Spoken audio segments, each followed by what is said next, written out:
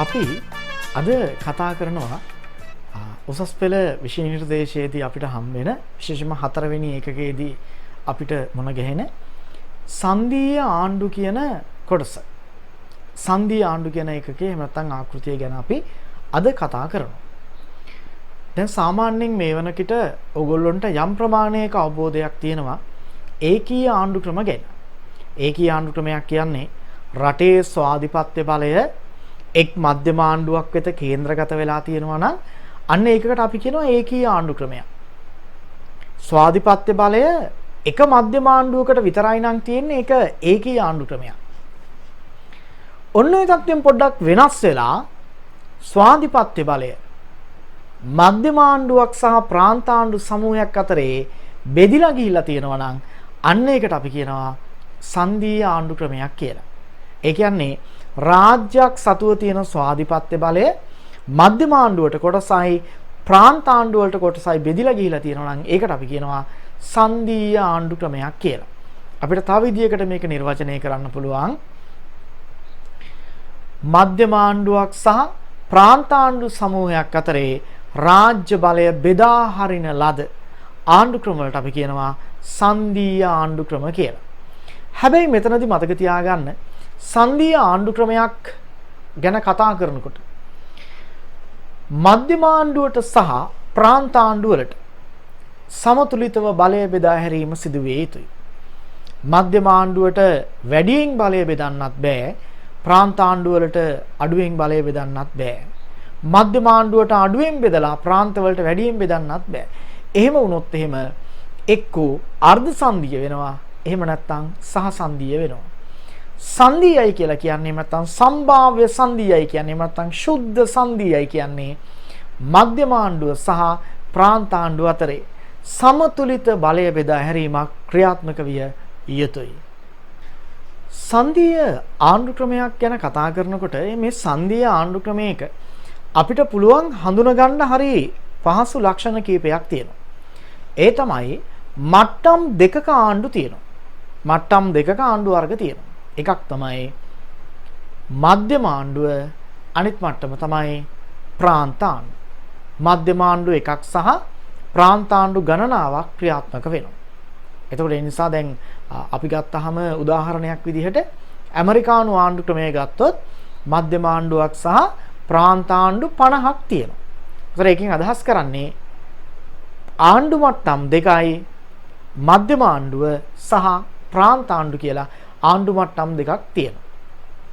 මෙතනදී ගන්න ඕනේ මේ ආණ්ඩු මට්ටම් දෙකටම. ඒ කියන්නේ මධ්‍යයට සහ ප්‍රාන්තවලට ආණ්ඩු ක්‍රම ව්‍යවස්ථාවෙන් බලය ලබා දීමක් කරලා තියෙනවා.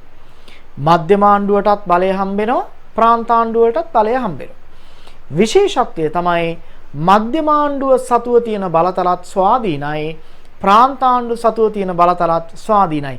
ඒ කියන්නේ මධ්‍යම ආණ්ඩුව සතුව තියෙන බලතල ආක්‍රමණය කිරීම සඳහා ප්‍රාන්තවලට අවස්ථාව ලැබෙන්නේ නැහැ.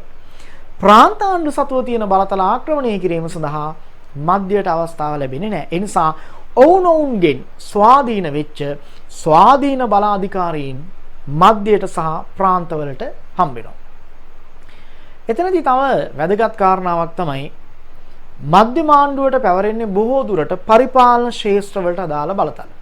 විශේෂයෙන්ම රාජ්‍ය පරිපාලන, මුදල්, නීති, ආරක්ෂාව, විදේශ කටයුතු, සංක්‍රමණ වගේ රටේ තියෙන පරිපාලන ශේෂ්ත්‍රවලට අදාළ බලතල තමයි බොහෝ දුරට මධ්‍යම ආණ්ඩුවට පැවරෙන්නේ.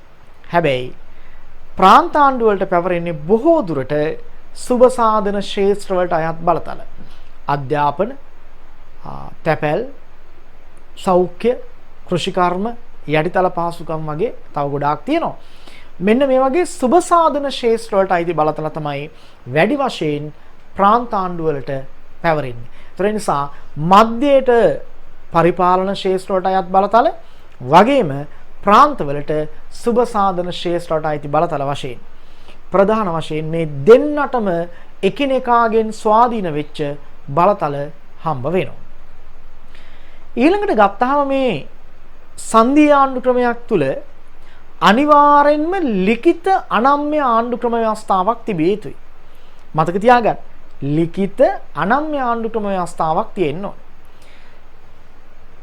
දරුවනේ ලිඛිතයි අනම්‍යයි කියන එක ඔයගොල්ලෝ දන්නවා. ලිඛිතයි කියන්නේ ලේඛනගත කරපු ව්‍යවස්ථාවක් වෙන්න ඕනේ. අනම්‍යයි කියන්නේ පහසුවෙන් සංශෝධනය කළ නොහැකි ව්‍යවස්ථාවක් වෙන්න ඕනේ. ඒ නිසා ලිඛිත සහ අනම්‍ය ව්‍යවස්ථාවක් පවත්වාගෙන යාම සංධීය රටකට අත්‍යවශ්‍යයි. ඒකට ප්‍රධානම හේතුව තමයි මධ්‍යම ආණ්ඩුවේ සහ ප්‍රාන්ත ආණ්ඩුවල බලතල වගේම මේ පරිපාලන මට්ටම් දෙකේම සංයුතීන් ආදී සියලු වැදගත් කරුණු අවබෝධතා ඊට පස්සේ ගිවිසුම් මේ සියල්ලටම අදාළ කරුණු ආණ්ඩු ක්‍රම ව්‍යවස්ථාවේ තමයි තියෙන්නේ. ඒ නිසා අනිවාර්යෙන් මේක ලිඛිත වෙන්න ඕනේ. ඒක අනම්‍ය වෙන්න ඕනේ.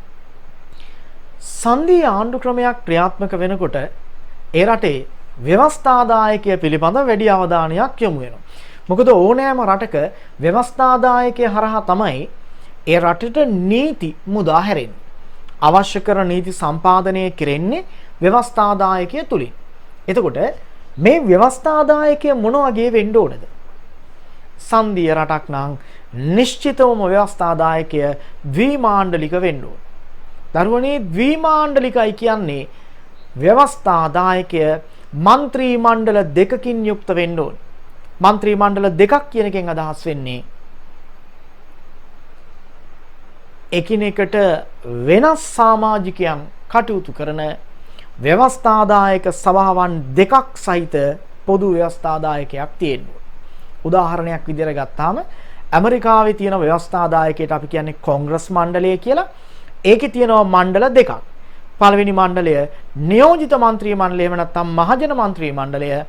දෙවන മന്ത്രി මණ්ඩලයට කියනවා උත්තර മന്ത്രി මණ්ඩලය එහෙම නැත්නම් සෙනට් සභාව. මොකටද മന്ത്രി මණ්ඩල දෙකක්?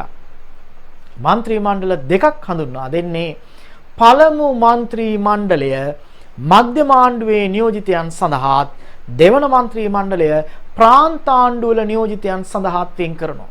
දරුවනේ එතකොට මධ්‍යයේ සමාජිකයන් සහ මේ ප්‍රාන්තවල සමාජිකයෝ එකට එකතු වෙලා රට වෙනුවෙන් අවශ්‍ය කරන නීති සාමූහිකව නිර්මාණය කරනවා. ඒවට ගැටලුවක් පැන නගිනවා නම් විශේෂයෙන්ම ප්‍රාන්තවලට අසාධාරණයක් වෙනවා නම් ප්‍රාන්තවල නියෝජිතයන්ට ඒ අවස්ථාවේදී මේක ප්‍රකාශය කරන්න එතනදී අවස්ථාව ලැබෙනවා. ඒ නිසා වඩා හොඳ ව්‍යවස්ථාදායක කාර්යයක් සිදු කිරීම තමයි මේකේ අරමුණ වෙන්නේ. කොහොම නමුත් මේ වගේ සංධීය ආණ්ඩු ක්‍රමයක් පවතින එක විශාල භූමියක් තියෙන රටකට වඩාම යෝග්‍යයි. ප්‍රධාන නගරයෙන් ඈත පිහිටපු පිටිසර ප්‍රදේශවලට මධ්‍යම ආණ්ඩුවේ ප්‍රමාණවත් අවධානයක් යොමු නොවීම විශාල භූමියක් තියෙනකොට ස්වයංක්‍රීයවම සිද්ධ වෙන්න පුළුවන් දෙයක්. ඒ නිසා ඒ ගැටලු මගහරවාගෙන වඩා හොඳ ආණ්ඩුකරණයක් පවත්වාගෙන යාම සඳහා මේ සංධීය ආණ්ඩුකරණය ඊටාම යෝග්‍යයි කියලයි ජාත්‍යන්තරයේ තියෙන අත්දැකීම් දිහා බලපුවහම පේන්නේ.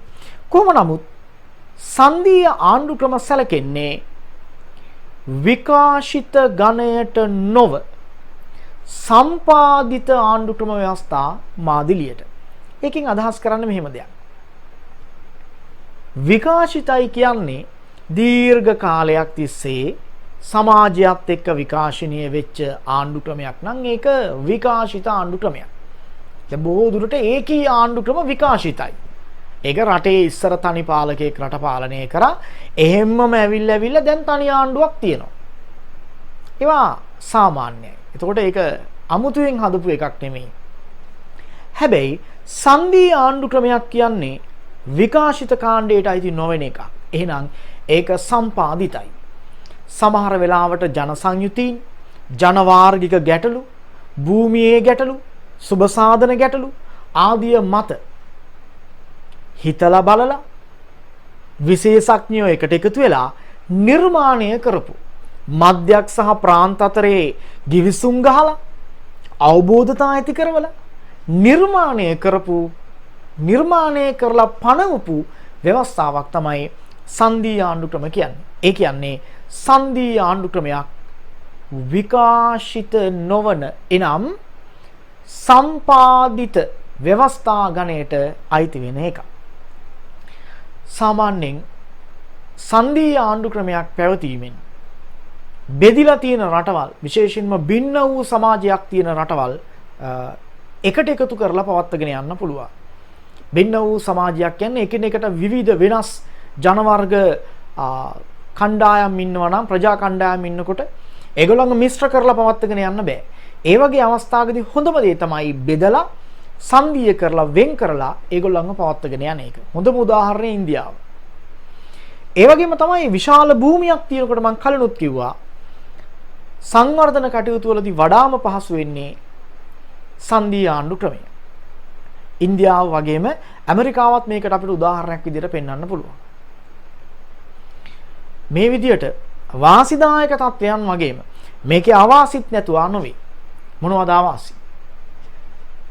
කිසියම් රටක් සංධීය කළාට පස්සේ මේ සංධීය ඒකක වෙන් වෙලා ගිහිල්ලා වෙනම ස්වාධීන රාජ්‍යයන් වීමේ යම් අවධානමක් තියෙනවා. සෝවියට් සංධීය ක්‍රමය නැත්නම් සෝවියට් සමූහාණ්ඩු ක්‍රමය ඒකට හොඳ උදාහරණයක්.